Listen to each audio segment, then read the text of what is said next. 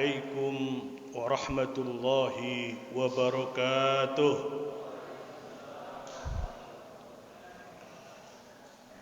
بسم الله والحمد لله على كل نعمة الله لا حول ولا قوة إلا بالله أما بعد. Yang saya hormati dan yang saya muliakan jajaran pengurus DKM Masjid Quba Taman Royal 2 Kota Tangerang. Yang saya hormati dan yang saya muliakan jamaah salat tarawih yang dimuliakan Allah Subhanahu wa taala. Puji syukur kehadirat Allah Subhanahu wa taala, salawat serta salam semoga tercurah kepada Sayyidus Salam Nabi besar kita Muhammad sallallahu alaihi wa alihi wasallam. Jamaah yang dimuliakan Allah Subhanahu wa taala, pada kultum kali ini saya ingin membahas kajian tafsir surah ayat yang mewajibkan kita tentang berpuasa, yaitu sebagaimana kita hafal, ya ayyuhallazina amanu kutiba alaikumus siyamu kama kutiba alal ladzina min qablikum la'allakum tattaqun.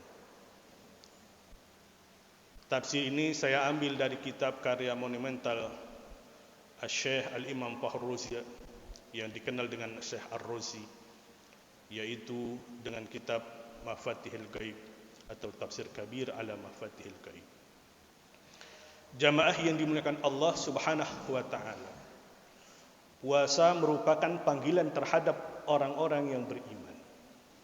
Tentu kita tahu bahwa iman itu tidak hanya kita melafalkan tentang keimanan dan ketakwaan kita kepada Allah, meyakini Allah adalah Tuhan kita, tapi juga harus diejawantahkan dengan amal dan perbuatan. Panggilan orang-orang yang beriman ini penting kita ikuti, penting kita taati dalam rangka menjadikan pribadi kita menjadi pribadi yang bertakwa. Ayat ini mengawali dengan ya ayyuhallazina amanu berupa panggilan. Kemudian ada kata kutiba alal ladzina min qablikum. Kutiba alaikumus syiyam kama kutiba alal ladzina min qablikum. Ada dua rumusan yang disampaikan oleh Al-Imam Fakhrur Razi. Pertama, rumusan pertama, kenapa ayat ini menggunakan kata kutiba alal ladzina min qablikum. Rumusan yang pertama ini merupakan tasbih, bahwa kewajiban puasa itu pada dasarnya telah diwajibkan kepada umat-umat terdahulu, diwajibkan kepada nabi-nabi Allah dan umat-umat terdahulu. Kewajiban itu berlaku pada bulan Ramadan. Jadi penyampaian kata kutiba alal ladzina min qablikum kama kutiba alaikumus syiyam kama kutiba alal ladzina min qablikum, bahwa kewajiban berpuasa ini berlaku terhadap umat-umat yang terdahulu. Yang kedua, rumusan yang kedua ini berkaitan dengan waktu dan jumlah hari berpuasa. Namun pendapat ini dalam perspektif Al-Imam Fakhrur Razi dikatakan lemah, karena tidak apple to apple kata beliau. Kewajiban berpuasa itu berlaku juga pada umat atau pada mereka umat Yahudi. Orang-orang Yahudi juga diwajibkan oleh Allah Subhanahu wa taala berpuasa di bulan Ramadan. Akan tetapi mereka ingkar menggantinya puasa bulan Ramadan dengan puasa satu hari selama setahun, dan itu dianggap sudah mewakili kewajiban mereka berpuasa di bulan Ramadan. Mereka menganggap bahwa hari di mana mereka berpuasa itu adalah hari di mana Allah menenggelamkan Fir'aun. Padahal hari itu bertentangan dengan sabdanya Rasulullah bahwa hari di mana mereka berpuasa itu bukan hari di mana ditenggelamkannya Fir'aun, akan tetapi hari Asyura. Kewajiban berpuasa juga berlaku pada umat Nasrani. Orang-orang Nasrani zaman dahulu diwajibkan juga berpuasa di bulan Ramadan. Mereka justru enggan berpuasa di bulan Ramadan, malah menggantinya puasa di bulan Ramadan dengan bulan lainnya. Di mana diketahui bahwa Ramadan dari kata Ramadan, Ramadan itu artinya sangat panas. Kalau orang Arab berkata qad ramida yaumuna, maka artinya itu adalah sungguh sangat panas, menyengat hari ini. Di Timur Tengah berpuasa di bulan Ramadan biasanya jatuh pada musim panas. Mereka orang-orang Nasrani menggantinya jatuh pada musim semi, lalu menambahkan 10 hari, berarti puasa 40 hari di lain bulan Ramadan. Mengganti puasa kewajiban di bulan Ramadan 30 hari lalu menambahkan 10 hari dalam rangka apa? Dalam rangka mereka menginsafi bahwa kelalaian mereka telah mengganti puasa, kewajiban berpuasa di bulan Ramadan. Mereka lalu menambahkan 7 hari sebagai nazar atas raja mereka, lalu menambahkan 3 hari. Berarti orang-orang Nasrani itu berpuasa selama 50 hari sebagai pengganti dari puasa bulan Ramadan. Maka dari itu dikatakan oleh Al-Imam Fakhrul Razi, jikalau ini pentasbihannya berkaitan dengan masa, dengan waktu dan jumlah, ini dhaif. Akan tetapi menurut Al-Imam Fakhrul Razi, pentasbihan kama kutiba 'alal ladzina min qablikum itu kewajiban menahan hawa nafsu, kewajiban menahan dahaga, puasanya orang-orang Yahudi dan orang Nasrani, dan juga berlaku bagi kita umat Islam. Jamaah yang dimuliakan Allah Subhanahu wa taala. Terlepas daripada itu, bahwasanya sebagaimana kita ketahui bahwa puasa adalah dalam rangka menjaga kita mampu menahan hawa nafsu kita, mampu mengkontrol hawa nafsu kita. Pertanyaannya, kenapa kita harus menahan hawa nafsu kita? Walladzi ba'atsa fil ummiyina rasulan minhum yatlu 'alaihim ayatihi wa yuzakkihim wa yu'allimuhumul kitaba wal hikmah. Allah mengutus seorang nabi dan rasul terhadap kaumnya yang ummi, tidak bisa membaca dan juga tidak bisa menulis. Yatlu 'alaihim ayatihi, mengajak kita beriman kepada Allah Subhanahu wa taala. Tidak hanya itu, tidak hanya mengajak kita beriman, tapi kita diperintahkan wa yuzakkihim, mentazkiyah jiwa dan diri mereka. Berarti mentazkiyah jiwa dan diri kita. Jamaah yang dimuliakan Allah, pertanyaannya, kenapa jiwa dan diri kita harus ditazkiyah, disucikan? Di antara tata cara mensucikan jiwa dan diri kita, yang paling mudah yaitu dengan berpuasa. Kenapa? Jelas, ketika kita sedang berpuasa, maka mulut kita akan merasa berat untuk menggunjing orang lain. Ingat lagi puasa. Mau keluar kemana-mana yang biasa kita berinteraksi, begitu sibuk, tapi dibatasi. Ingat lagi puasa. Pertanyaannya, kenapa kita harus mentazkiyah jiwa dan diri kita?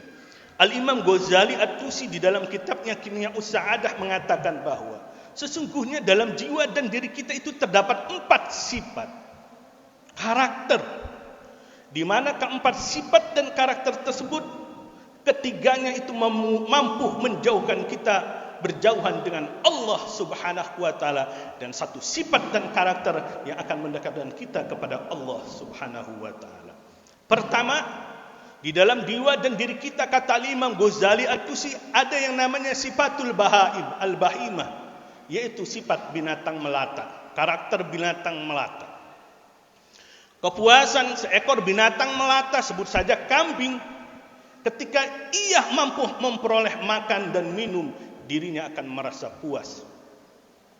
Ketika ia mampu memperoleh seks, dirinya akan merasa puas. Binatang apapun ketika mampu memperoleh makanan, maka dia tidak akan menggonggong, dia tidak akan berbunyi, karena dia sudah memenuhi hawa nafsu perutnya. Kambing keluar dari kandang pagi hari, sore balik kandang hanya untuk memenuhi nafsu perutnya. Begitu juga dengan manusia. Manusia pagi dia keluar rumah, sore balik rumah, pagi keluar rumah, sore balik rumah. Apa katanya? Hanya untuk memenuhi nafsu perutnya, mencari makan, mencari penghidupan, hanya untuk memenuhi nafsu perutnya. Bahkan bisa jadi manusia lebih binatang daripada binatang itu sendiri. Karena kenapa? Mereka bekerja pagi, keluar rumah, malam balik rumah, pagi keluar rumah, malam balik rumah. Bahkan rizki yang sudah didapat tidak dia syukuri, justru mengambil rizki orang lain. Maka dia bisa jadi lebih binatang daripada binatang itu sendiri. Na'udzubillah, summa na'udzubillahi min. Yang kedua, ada yang namanya sifat asyiba atau asyibaiyah, yaitu binatang buas. Kepuasan seekor binatang buas ketika ia mampu memperoleh mangsanya. Betapa seekor macan yang kecil dia mampu membunuh, memangsa gajah yang begitu besar. Kulitnya tebal, belalainya panjang dan lain sebagainya. Kalau bukan karena kebuasan seekor binatang buas, sebut saja macan, maka dia tidak akan mampu memangsa gajah yang begitu besar, luar biasa. Bisa jadi manusia lebih buas daripada binatang buas itu sendiri. Kenapa? Betapa banyak orang yang karena hanya nafsunya, hanya karena uang 20.000 seorang anak tega membunuh kakeknya. Hanya karena sepeda motor, banyak orang yang tega membunuh orang tuanya. Betapa tega hanya karena kebuasan nafsu birahinya. Seorang ayah memperkosa darah dagingnya sendiri. Seorang guru memperkosa muridnya. Ini kalau bukan karena kebuasan nafsunya, maka bisa jadi manusia lebih buas daripada binatang buas itu sendiri. Na'udzubillah, summa na'udzubillahi min dzalik. Yang ketiga, ada yang namanya sifatus syaitan, sifat setan. Jelas, setan akan merasa puas ketika kita menjauh dengan Allah Subhanahu wa ta'ala. Kepuasan setan, iblis, dia berjanji kepada Allah untuk menjerumuskan anak Adam berjauhan dengan Allah Subhanahu wa ta'ala. Bisa jadi manusia lebih iblis, lebih setan daripada iblis itu sendiri. Yang keempat, ada yang namanya sifatul malaikat. Sifat malaikat adalah sifat yang mengajak kita, karakter malaikat adalah karakter yang mengajak kita senantiasa berdekatan dengan Allah Subhanahu wa ta'ala. Keempat sifat tersebut itu semua berada dalam diri kita. Jikalau kita tidak mampu mengkontrolnya, bisa jadi kita lebih binatang daripada binatang, lebih buas daripada binatang buas, lebih iblis daripada iblis itu sendiri. Hari ini, maka dari itu manusia tidak bisa dicerna perilakunya. Hari ini baik, besok buruk. Sekarang sholat, keluar mencuri, mendengarkan ceramah, tapi setelah pulang dari ceramah dia bermaksiat. Maka dari itu penting kita senantiasa mentazkiyah jiwa dan diri kita. Beruntung Allah Subhanahu wa ta'ala memerintahkan kita satu metode dalam rangka mentazkiyah jiwa dan diri kita dengan cara berpuasa. Karena kenapa kata Imam Al-Imam Fakhrul Razi dikatakan bahwa puasa adalah metode yang paling mudah daripada metode-metode lainnya dalam rangka membentuk karakter kepribadian kita menjadi pribadi yang lebih bertakwa. Karena kenapa? Dengan berpuasa kita mampu mentazkiyah jiwa dan diri kita. Jamaah yang dimuliakan Allah Subhanahu wa ta'ala, bersyukur kita hidup dengan status kita sebagai muslim, hidup dengan status kita, dengan keluarga kita yang taat kepada Allah Subhanahu wa ta'ala. Maka dari itu puasa merupakan panggilan terhadap orang-orang yang beriman dan yang mau mentazkiyah jiwa dan diri kita. Betapa banyak orang yang badannya kuat, jasmaninya kuat, sterk dan lain sebagainya, tapi dia tidak mampu berpuasa. Betapa banyak seorang yang sudah tua renta, yang secara nalar tidak mungkin ia berpuasa, tapi dia justru berpuasa. Karena berpuasa, kata Allah, as-saumu li, puasa untukku, wa ana azzi bihi, dan aku yang akan membalasnya. Mudah-mudahan orientasi puasa kita yang kita tujukan kepada Allah Subhanahu wa taala tidak hanya sebatas kita melaksanakan kewajiban ketaatan kita kepada Allah, tapi mampu mentazkiyah jiwa dan diri kita dan membentuk pribadi kita menjadi pribadi yang bertakwa. Jamaah yang dimuliakan Allah Subhanahu wa taala, maka dari itu cara Allah untuk membentuk kita menjadi pribadi bertakwa, salah satunya dengan menjalankan ibadah puasa. Demikian kurang lebihnya saya mohon maaf. Wallahul muwaffiq ila aqwamit thoriq. Wassalamualaikum warahmatullahi wabarakatuh.